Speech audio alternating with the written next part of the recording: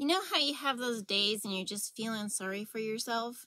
You know, just in a little bit of a pity pot type thing, you know, where you're like asking God, like, what did I do to deserve this? You know, what did I do? I mean, my husband does that. He'll walk around when his back's really bad. You know, can't sit, can't stand, can't walk. You know, he says, what did I do in another life to deserve this? And my response is, what did I do in another life to deserve you?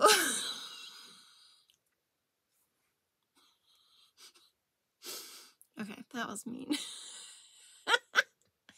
He laughs. He does laugh it off, unless he's really pissy, then he doesn't. But there are days, you know, there are days where I'm just like, you know, like feeling sorry for myself. It's a thing. I'm human. I can admit this. I can admit it, that I have these days. But, and then something happens, you know, and my thing is always, there's always somebody who has it worse than me. And I know that, like, you know, my mother-in-law is dealing with cancer, and I wouldn't wish that on anybody. She's a trooper. She's strong, you know. And so it comes down to, you know, there is always somebody who's in a worse situation than you are. And sometimes I don't like thinking of it, though. I don't want to think of somebody else that is having a worse life or worse day than me, you know. But that's a thing, you know. My hair's all wonky. I didn't even curl it, you guys. Yes. I didn't even curl it. I haven't washed it since, let's see. It's been like 3 days, 4 days, 3 days. I wet it down, you know, but yeah, I'll talk about that another day. I have a new love. It's a brush.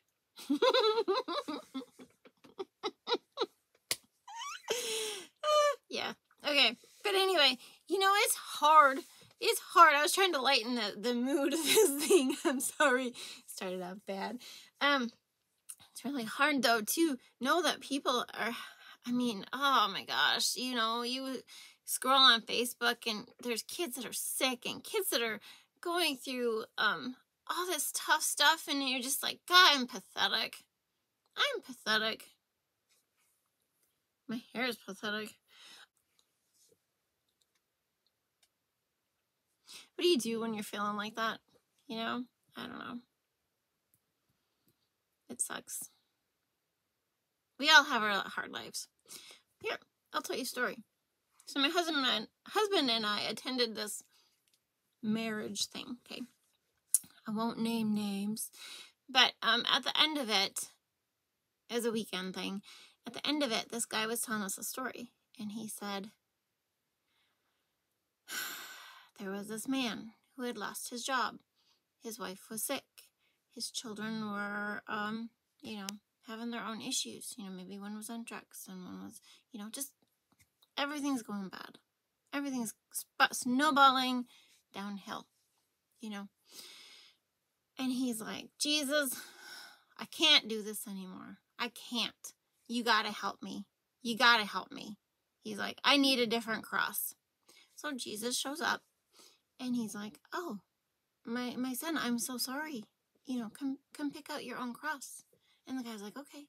So they walk into this, you know, hut, whatever it is. Can't remember. And all these crosses are in there. There's itty bitty tiny crosses. There are crosses that are bigger than the redwoods. You know, just huge. And he's just like, no, okay. You know, and he's walking around. He's like, I'm a tough guy. You know, I'm not going to take one of those little ones. You know, no, I can bear stuff. So he walks around for a while, you know, really debating his options and stuff like that. And he finally comes to this one and he's like, Jesus, I'll take this one. And Jesus is like, what? And he's like, yeah, this one. He's like, but my son, that's the one you came in with. But Isn't it amazing how when you look around and you realize that you are trudging through life, it is the life you chose. Not in all respects, no. No, I don't believe that. Isn't it amazing, though, how when we're faced with other options or decisions or things like that, that we just tend to stick into what we have? You know, it's kind of like, I've been strong enough to get through this. You know, what I've been dealt, I've been strong enough to play the game. And sometimes swapping hands, like in Uno, it's not fun. It's not fun. Sometimes it's best just to keep the hand you're dealt. Not saying, do not try and achieve your goals.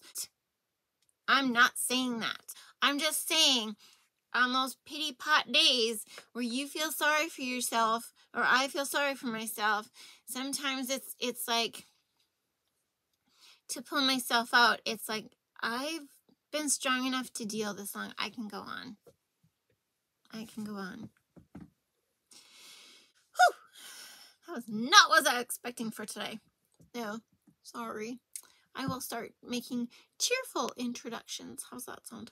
Yeah, we'll talk about my new love, my new hairbrush. Another day. But anyway, today we are talking about hot process and cold process. So now a lot of people have done this, you know, and a lot of people do. How come it looks fine there, and then this way it looks wonky? A lot of people do both hot process, cold process, melt and pour. They do all the things, like me. And some people do just cold process, because that's all they like, and they can't stand the hot process because it's a little different. And some people just do hot process because they think it's safer. It is a process. Hot process, cold process, whichever one you do, it's a process. And I'm going to take you through the hot process, because I do cold process all the time. And I'm going to take you through the hot process and show you some tips and tricks and different ways you can do it, and what to do when it backfires. It's just me. I'm just lucky, I guess. Oh, so yes. Anyways, 3 things. Dream big. Be true to you. You are worth it. I'm Tonya from Tonya's Witchy Kitchen. And I can feel pity. You can feel pity. We can all have a pity pot party together. But anyways, until then, let's go check out this video. Here are all my oils and butters and my kale and clay, because I'm dumping everything in at once. There's no need to soap low when you soap in the crock pot, okay? Like mine, you know, they're close to 145, 150. That's where I like my oils. My lye water, I just did it, so it's about 185. Because you're not doing swirls, you're not doing, you know, delicate things, and you just need it just to emulsion when you mix your lye water and your oils together. Actually, what you're doing is putting more wear and tear on your immersion blender, because it actually takes longer to get it to, from my experience, okay? My experience with starting low, even with my liquid soap, it takes me longer to get to emulsion than it does if my oils and lye water are above 150. Don't go too far above. I've done that before. It doesn't end well. Yeah, like, you know, because I let them melt, and, you know, they're around 200 degrees. Yeah, it don't end well. That 150 mark is just a beautiful, beautiful number for me. Water discount, you can do water discounts. There's different reasons. You can add the water at the end for fluidity. You can super fat at the end for fluidity. Yogurt, you're going to kill all the probiotics, but yogurt will make it fluid. Or you can microwave it, which I do. I don't even know if that's a method. It is looking pretty good. I I am going to let it sit, cover it, and let it cook for about 15 minutes. I checked the first part at 5-minute increments, and we'll come back. This is 15 minutes. I let it go another half an hour. I don't like to mix it a whole lot. You know, some people can sit there and mix it for like a couple minutes, and I don't like to do that because did you see all the steam that came out? Like, that's your water, you know, it's your water content. And yeah, you're cooking it out, but I like to leave it in there as much as possible. So I don't mix it very long. So we'll cover it and come back 15 minutes. Now, you know, it's really hard when you make a hot process recipe for it not to turn out. You know, sometimes they're slow to emulsify depending on the oils. Cold process, you know, with a fairly high percentage of oil or hard oils and butters, you can come across that where it sets up super fast. But usually it's your additives that make the soaps behave badly. If it says it's not for cold process soap, some do. You might want to try it in your hot process. Just make a small batch of your regular hot process, and before you fragrance it with your regular, you know, fragrance oil, just take it out and take a little bit out and add the correct ratio of fragrance oil and color, put it in a silicone mold and see what it does. You got nothing to lose except for like 2 ounces of soap, and you never know what will happen. This is definitely mashed potato stage. My crock pot was super hot, so I actually, did I turn it down at that one? Yeah, no, I didn't. After this one, I did turn it down because it's just so hot. Look at that. So I was finally decided not to pull from the sides so much because it was just, and that's what it does. It gets to this point where it just sticks. And it's pretty good to get an indication that it's done when it starts sticking, that I have found, you know, in my experience. Once it starts sticking like that, like, you know, where it's really sticking and chunking, and, you know. So after this one, I turned my crock pot off. It was actually on warm. This is one that overheats everything, right? Previously, it was low or high, so it was always on low. This one, I can put it on 10 hours, and it'll heat the oils, and then I have to turn it to warm. Oh, yeah, there you go. So I actually took him out of his crock pot heating element and let him sit there for about 10-15 minutes. Yeah, there's a big chunk of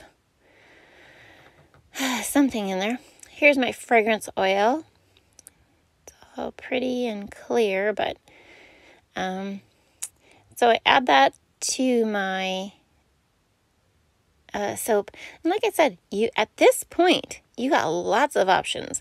Like sometimes it feels like there's not a lot of options with hot process. You just, you know, do the oils, hit emulsion, you know, do the cook, and there you go. And then plop it in the mold.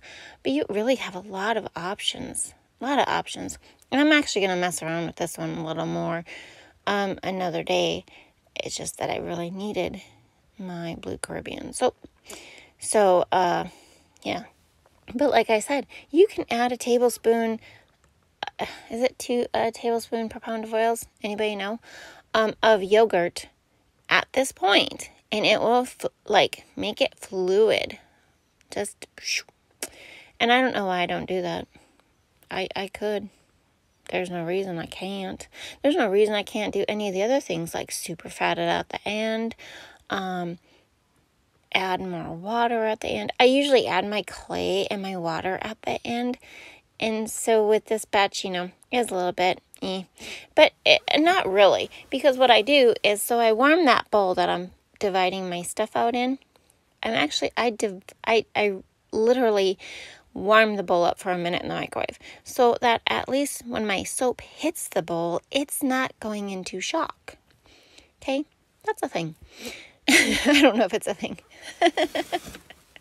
But once sometimes I divide my batches, and I'll put half the fragrance oil in the base that I leave white, and I'll put half into the blue with the color, which I should do because it would make the mica, you know, duh. I don't know why I don't do this, you guys. Probably because I fly by the seat of my pants. But I could add the fragrance oil with the mica in it, or I could add the super fat with the mica in it, or I could up the super fat and put more mica in it. You know, there's so many things, there's so many reasons, and there's no excuses, really, except one of these days, if the content is appropriate when I'm soaping, I'm not going to say anything. I'm just going to leave it I won't voice over. I'll just let you hear the conversation that goes on around when I'm soaping, because sometimes it's absolutely hilarious. Like today, they were discussing a broken or a plugged fuel filter in one of the pickups. My middle sons and my oldest son was complaining about how it had to come apart, or how he thought the bracket was supposed to be, or whatever, because I don't understand mechanics, right? So he was complaining, and then they were arguing over who was going to screw it in, because, you know, if you cross thread it, you're screwed, and it's colder than cold outside, and oh my gosh, yeah, sometimes the conversations are just hilarious, but yeah, one of these days.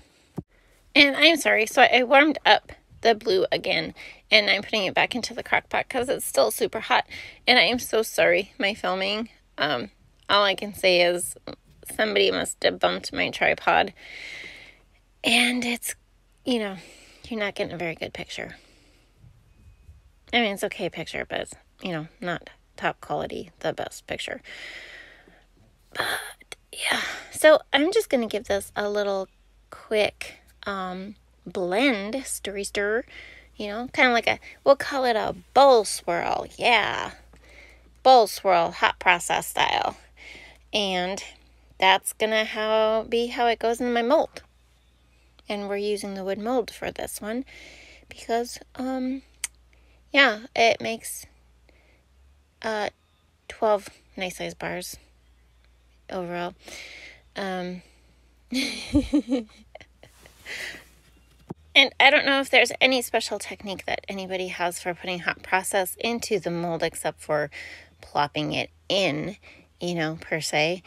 All I will tell you is, like sometimes I tamp it. I've come to basically tamp it down on the floor because I can slam that sucker down super hard to where hopefully I get most of the air pockets out. I really got to work on my hot process Like, I've gotten kind of sloppy with it over the last year or so, and I'm not really impressed with myself, you know? Well, this is my Craigly rough soap. Yeah, so it's very, very rough and rustic and ragged. That is Blue Caribbean hot processed soap. Okay, surprise, we're going to do a second one. This is my Mountain Spice hot processed soap. It has 2% beeswax, so once again, I am going over 160 degrees. My lye water was dang near 200, and I'm going to show you it happens when it's too hot. Now, I've never got this chunky mess that's in there right now when I've made this, and I've made this multiple times. Never have I got that chunky mess. It's just chunky.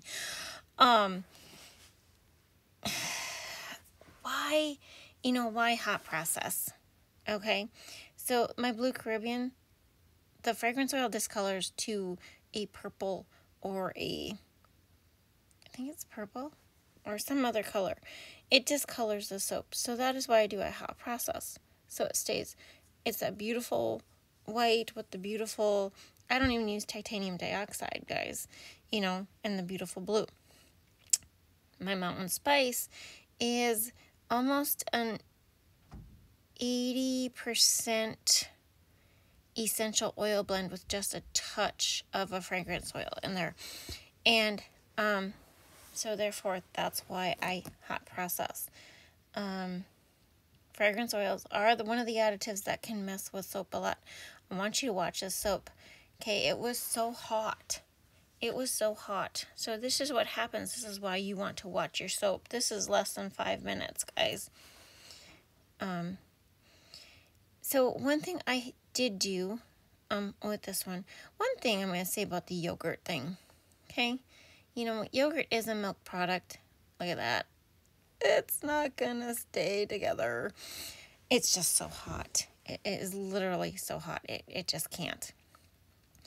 But the yogurt thing, I don't know. Would it go rancid fast? I don't know. I don't know. Which is why I don't do the yogurt thing. The end of it just worries me. Because it's not cooked in there. But this is so hot, it looks like it's separating. And that is the one thing that hot process is. It is more forgiving than cold process. Because if you just dumped your lye water in there and let it go, like, don't walk away from your hot process soap, guys. But, you know, you could go back and hit it. You know, eventually it would come to emulsion. Even if you weren't at trace or emulsion or whatever, when you stopped, it would get there. Okay? It would get there. I don't know what's with the soap. I've never had it that crunchy looking. But I wanted you to see this. Like, so I went the opposite way. I didn't do I'll just leave it here and, you know, it's not an emulsion. Because you just keep hitting it with your stick blender about every 5 minutes as it heats up. And eventually it'll get there. It'll get there. So I took this on the opposite spectrum of it's too freaking hot. Okay, it's just too freaking hot. It's over 200 degrees that whole time. So what I'm going to do, see, it's still separating. Still separating. So I'm going to show you. If it's too hot and it's just not going to come back down, and I did shut my crock pot off, you guys, because, you know, this thing's dumb. But you hit it with that stick blender and it will come back to where it needs to be. Can you see it? Exactly. Now, hot process additives are different than, you know, cold process. Cold process additives, a lot of things are added at trace. However, fragrance oils can cause a lot of problems. Discoloration, they can cause soap on a stick, you know, and some things aren't made for cold process soap, acceleration and ricing and, you know, but the best part is it's added at the end. It's added at the end of the cook when the soap is done. So you're not going to get soap on a stick. You're not going to get, okay, vanillin can still discolor hot process soap, depending on the vanillin content, okay? So I've had it happen. But a lot of times it's, like, some oils are just too, what's the word? Delicate. So you can't use them in cold process, but you can use them in hot process. Okay? So, trying to see. I'm hoping I hit all the stuff in here.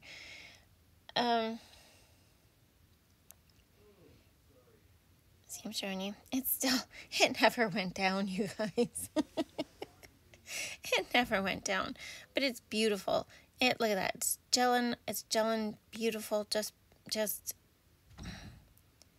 great. Oh, I did do a 3-to-1 water ratio on here. So whatever my lye was, multiply by 3, that's what my water was, because I knew I was going to cook hot. In my crock pot, I have to, you know, I have to. And I hate how it sticks to the sides. So I'm working on that. See, it's just a beautiful, beautiful soap batter. You can, yeah, I have chunky stuff in there. So there's bonuses to hot process and there's bonuses to cold process, and it really just depends on what you're going for, what your design is, what your bottom line is. Beautiful, beautiful soap. And where you go, that's how you go from there. So when you are using your soap calculator, a lot of them will have hot process soap, cold process soap. There is one manufacturer who they have rebatched soap. That's your option. Oh, that's the other thing. Scrape it from the sides, just like I did, and then you can spray the top with water to keep it from getting hard. I was just trying to show you that. I didn't do that throughout. That's like, you do it earlier, but it was a thing. So this one, that is a tablespoon of turmeric. That is honey and water, which is going to scorch my soap.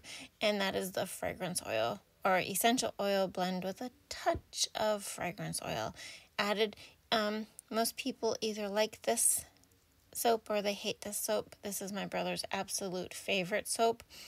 When to cut hot process soap, I have cut it warm, where it was like still warm, but solid, but warm,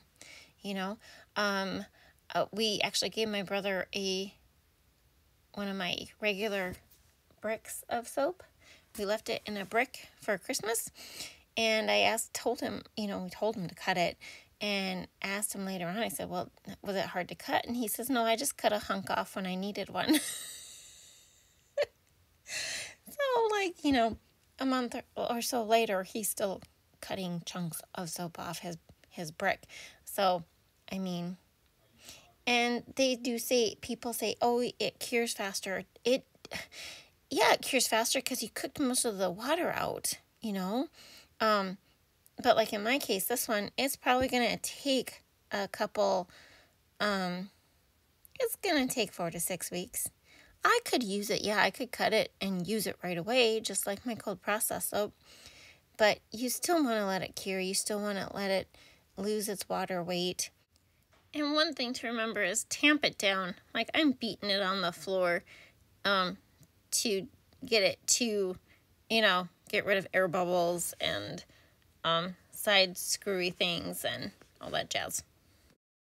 You can make hot process in the microwave, you guys. You can make it in the oven. You can make it on the stove. Basically, it just means you're cooking it. You're cooking it. There's so many advantages to hot process versus cold process and cold process versus hot process.